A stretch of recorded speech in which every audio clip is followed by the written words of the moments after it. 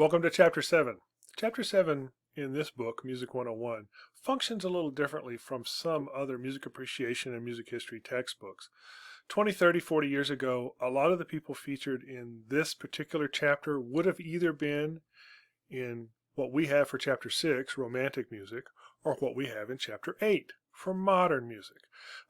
They don't fit neatly into the 150-year timeline a lot of times. They either live too long or they're doing music that's just different enough that it doesn't quite fit. There's a lot of reasons for it. So we've grouped them here into one chapter that we call Impressionism, which was a new style started in France, and Post-Romanticism. Post-Romanticism because they're still decidedly romantic composers, but they live well into the 20th century. And I've just scraped the surface of some of those great post-romantic composers, and we will talk about some of them in the next chapter, Chapter 8. We start, of course, with Claude Debussy. Claude Debussy preferred the term symbolism, but nobody says that. We all say Impressionism. Again, you've got great classic FM links here. This is Stephen Mallarmé. Mallarmé, who was an inspiration to Debussy. He was a symbolist poet, and this idea of symbolism, of seeking the symbol of something, the impression of something, and that's where the term Impressionism comes from, rather than the actual thing. And Debussy begins to write that into his music. In particular, he went to this great exposition in Paris where he saw the Javanese gamelan, an Asian group that uses all these different percussion instruments, and they use non-Western scales, and he began to incorporate some of those harmonic ideas and rhythms styles into his music. He wrote a beautiful symphony called La Mer, the Sea, and it was based on this piece of art right here. That's a little long for this book, and so you have a tone poem of his called Prelude to the Afternoon of a Fawn. Now, Fawn is not Bambi. Fawn is the horny half-guy, half-goat dude, and you can read about him here in the book. This is a fantastic listening guide. It's a complicated work. I've divided it as ABA, which a lot of people for years did. The truth is, people are now referring to this more as a rotational form, and the formal structure gets a lot more complex, and musicians get all frothy talking about it.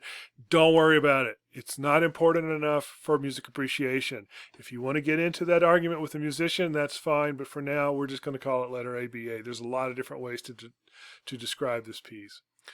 Then we get to people like Revell. Now, Revell is an Impressionist composer as well, but he later becomes post-Impressionist and also post-Romantic. He does a lot of different things. He branches out a lot more than his predecessor, Debussy. We get another focus on form here. We're back to opera. A style of opera is evolving in the late 1800s, moving into the early 1900s, called Verismo opera. This discusses it, and in particular, it talks about whether Puccini, the guy we really focus on in this chapter, is or is not a Verismo opera composer. It again is a complex musical argument that musicians love to just spend hours and days and books and years and blah. Don't worry about it. He is, trust me. And you have a beautiful example from his opera, Madame Butterfly. It's One Fine Day. It's one of the most beautiful opera arias of all time. Again, follow the time codes. Here's the translation for you. You can keep up. And then we get into the post-romantic dudes. Gustav Mahler. Mahler picks up where Wagner leaves off in terms of the breakdown of tonality, which we discussed in Chapter 6. Mahler continues that, and he is an inspiration for the guy who comes after him, Richard Strauss, and most importantly, the guys in Chapter 8, Arnold Schoenberg, and then his students, Berg and Weber. Sibelius, here's another great nationalistic composer. Doesn't fit neatly into any world. Look at how late he lived. He's considered a post-romantic. I like to talk about Sibelius in context of film composition. There's a lot of film composers steal ideas from Sibelius's ideas of orchestration. He did some unique and different things. Great string quartet, absolutely beautiful tone poems, fantastic symphonies, really cool dude. Richard Strauss starts as an instrumental composer, then branches off into opera, pioneers a lot of new styles of opera composition. You have several good examples in the book. No listening guides for him.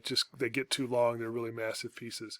And then Rachmaninoff. Here's a Russian composer who is very much a post-romantic. Here's another beautiful Ave Maria setting. The Russian Orthodox Church evolved slightly differently from the more Western Catholic Church, and so the liturgy is similar but different. They do both set the Ave Maria, though, and you have his Vesper setting of the Ave Maria.